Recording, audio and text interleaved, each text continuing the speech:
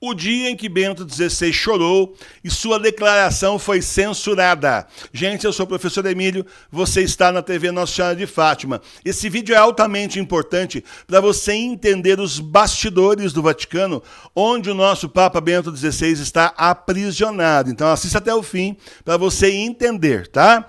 Olha só, o mundo ficou impressionado com a exortação apostólica Querida Amazônia, né? Era esperado o fim do celibato, mas o Francisco nem tocou nesse assunto, né? Pelo contrário, ele reafirma que apenas o sacerdote ordenado pode celebrar a Eucaristia, absolver pecados e administrar a unção dos enfermos, tá? Alô, freiras que queriam fazer aí confissão, não pode, só o padre, tá bom? Cardeal Oswaldo Gracias diz que Francisco vai mais devagar do que gostaria por causa das pressões contrárias às mudanças. Por isso que eu fiz aquele vídeo, pode comemorar, nós ganhamos, porque nós já tivemos uma importante vitória. Graças à pressão dos católicos verdadeiros, muita coisa que o Francisco queria fazer ele não fez. Aí fica umas coisinhas veladas lá, típico assim de documento comunista, né? Coloca umas coisas assim que fala, mas não fala, aí o pessoal depois distorce, mas falar não falou. Padre que fala assim, ele deixou acabar com o celibato. Não, acabou. Ele não disse isso aí, tá bom? Muito bem. O livro do Bento XVI, do Cardeal Sará, defendendo o celibato, foi decisivo para preservar o celibato. Na verdade, em janeiro, estava tudo pronto para liberar, acabar com o celibato, liberar padres casados. Mas aí surgiu o livro e aí barrou o processo, tá? Em 11 de janeiro, o jornal francês Le Figaro publicou trechos do livro de Bento XVI defendendo o celibato.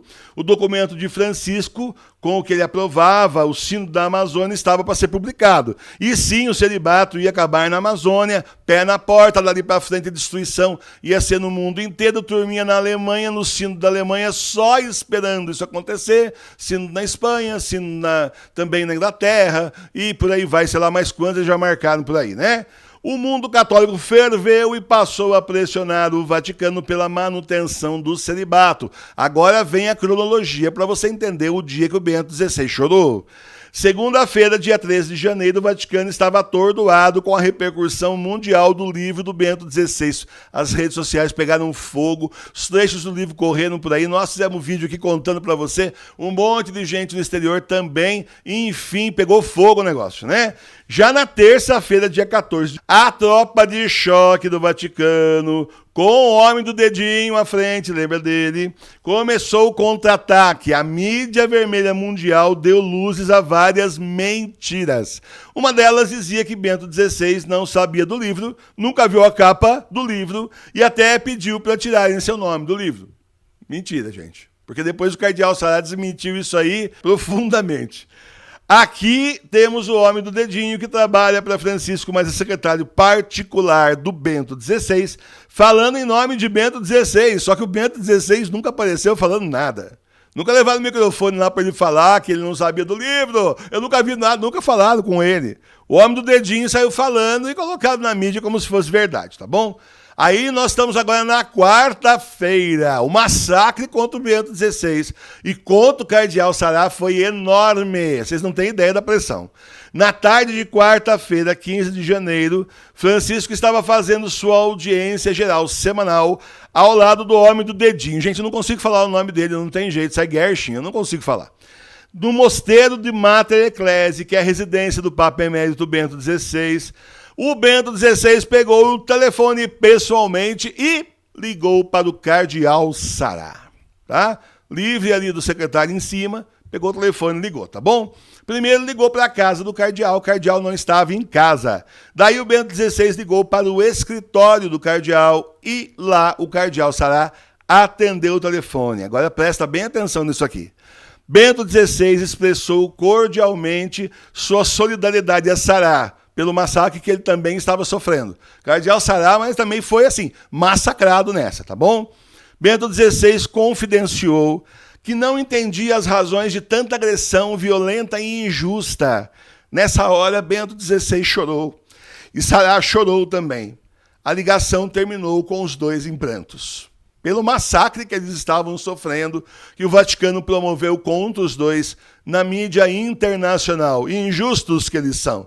O que o Bento XVI fez foi defender heroicamente, dentro do cativeiro onde ele está, justamente a igreja de 2000 anos e o sagrado celibato, que começa com o nosso Senhor Jesus Cristo. Não dá para dizer outra coisa. O Senhor era celibatário, os discípulos dele não eram casados, não. São Pedro era viúvo, portanto já não era mais casado. Foi, mas não era mais justamente quando foi aí discípulo de Jesus. Então, para de falar mentira na internet, você que fala besteira aí, vai estudar primeiro, tá bom? Muito bem. Sexta-feira, dia 17 de janeiro, o negócio estava fervendo ainda, foi a semana inteira de guerra. Residência de Bento XVI. Sob fogo cruzado da mídia bergoliana, o cardeal Sará, na sexta-feira, se encontrou 3 vezes com Bento XVI. Foi 3 vezes lá na casa dele falar com ele. Isso não é normal, né? Bento XVI tinha escrito uma declaração onde ele pretendia tornar pública a assinatura do livro, testemunhar que estava em total harmonia com justamente o cardeal Sará e pedir a cessação de toda controvérsia. Tá? Ele escreveu essa declaração dizendo que o autor do livro era ele, que estava tudo bem entre ele e o cardeal Sará e pedindo para acabar a polêmica, porque muita mentira causou muita polêmica, né? O homem do dedinho, então, teria entregue a declaração ao secretário de Estado substituto para publicação oficial.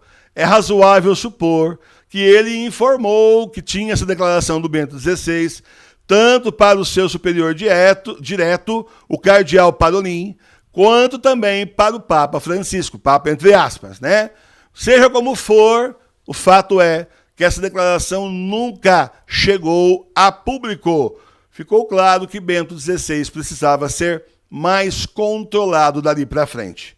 Depois disso, o homem do dedinho, que estava sempre ao lado de Francisco, sumiu, passando mais tempo com Bento XVI. Ao longo da história da igreja, gente, existem mártires, pessoas que se colocaram a serviço de Jesus até as últimas consequências. Uma dessas pessoas, mártir da igreja dos nossos tempos, é com certeza o Papa Bento XVI, que escolheu o martírio moral e a clausura forçada para defender a igreja contra os ataques vindos de onde menos se podia esperar, de dentro da própria igreja. Reze por ele todos os dias, para que ele continue mantendo a fé, tendo lucidez e sendo firme e o Senhor no resguardo da morte. Porque você sabe, matam o Papa ali dentro. Já mataram aí, tem denúncias de matarem justamente o João Paulo I. Esses dias eu li aí que o João Paulo II sofreu vários atentados dentro do Vaticano. Além daquele que ele tomou o tiro, teria sofrido outros atentados também. Tá? As profecias, gente, dizem que o Bento XVI será assassinado. Tá? Rezemos pela sua segurança, para que ele permaneça firme na fé, sendo luz para a igreja verdadeira. Essa luz acesa mostrando para nós o caminho para Jesus. Essa luz que ainda não se apagou e que nos encoraja a lutar pela igreja verdadeira de nosso Senhor Jesus Cristo. Paz e bem.